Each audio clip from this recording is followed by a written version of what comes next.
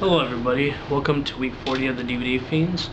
I was going to do this in a little bit of a different setting, which I won't disclose because I'm going to do it for next week. But anyways, the movie I'm reviewing this week, I don't think anyone else has reviewed it yet, but I've done quite a few reviews and it's hard to keep up. But I'm pretty sure no one reviewed this one yet. And that is Dead Alive. Pretty much this is one of those movies where when I was younger, I had watched it like a million times. I never really knew the title until I got a little bit older. Then I found out the title, and I of course bought it on DVD. Basically, this movie's about this guy who lives with his mother. She's very controlling and everything, and well, he ends up this like girl ends up falling for him because she sees his mother. Her mother tells her, and her name's I think Makita, and tells her, like, brings like these tarot cards out and says that she's gonna fall in love and everything like this, and everything like this, but she never really says who it is gonna be. And Lionel, I think his name is. I'm trying to get his name right. Yeah, Lionel, the main character. He takes and comes into this movie play.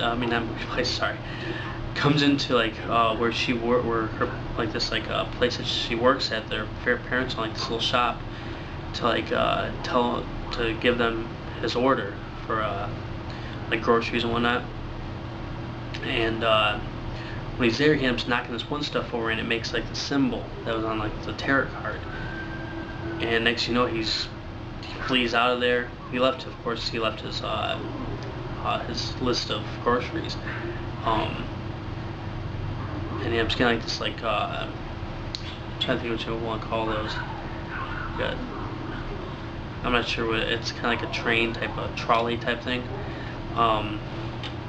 Gets on that and goes home and everything. Next thing you know, she shows up with like the groceries, and then they end up deciding to go on a date to the zoo. And needless to say, Lionel's mother is really snoopy and like really and is like sneaking up on them, like watching them and everything what they're doing. And she ends up getting bit by this rat monkey, which I had to go back to like the beginning part real quick. In the beginning, before it even says the title, it has this guy that's and these other couple other guys who are going through like this trying to get out of this like jungle area, and they're carrying like this cage thing, and they end up getting past these natives because he has a gun and everything. And next thing you know, he gets bit. Well, they end up stopping, and they cut off one arm because he got bit there, but then they see a scratch on his other arm. They cut that off. Then they see I think a scratch or something like that on his face. Then they cut it, and they go to cut his head off, and it splatters, and it says Braindead on it. Not Braindead, sorry, Dead Alive. Even though it is really called Braindead. And just so everyone knows, if you don't already know, the reason why they call it Dead Alive in the United States and Braindead in Europe is because there's actually a movie, I think it came out before that, called Braindead here in the U.S. That's the reason why. But anyways, his mom gets bit, and she starts getting ill and everything. And there's this really cool scene where she's supposed to meet up with this women's welfare league, like the main person, and they all eat together. She's practically falling apart right there, and at one point her ear falls in like her I think it was her soup. She ends up like chewing on it and eating it. And another part was funny is they finally get pudding and everything, and like the one welfare league woman's husband is really into like this wanting to eat this pudding, and well, her arm ended up squirting like this, like squirts out of here, squirts like this nasty shit into it, like blood and stuff into like his pudding, and he doesn't really look, and he just like eats it. It's pretty gross. But from there, she starts getting worse and worse and worse, and eventually she ends up dying. Well, she ends up coming back, and anyone pretty much who she ends up killing comes back. So I don't want to get too far into this story because I really don't want to ruin it for anyone. pretty much it is the one of, like it even says on there, the goriest fright film of all time. I have to agree with that. That is seriously one of the goriest ones I've ever seen in my entire life. It's not the type that would ever make me sick, but it is gory. There's just some great scenes about this film.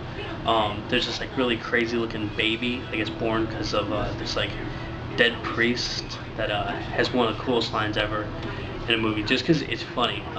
He says, "I kick ass for the Lord." He's just fighting like these zombie little punks and everything, and pretty much like this little. But what I was saying is like the zombie baby.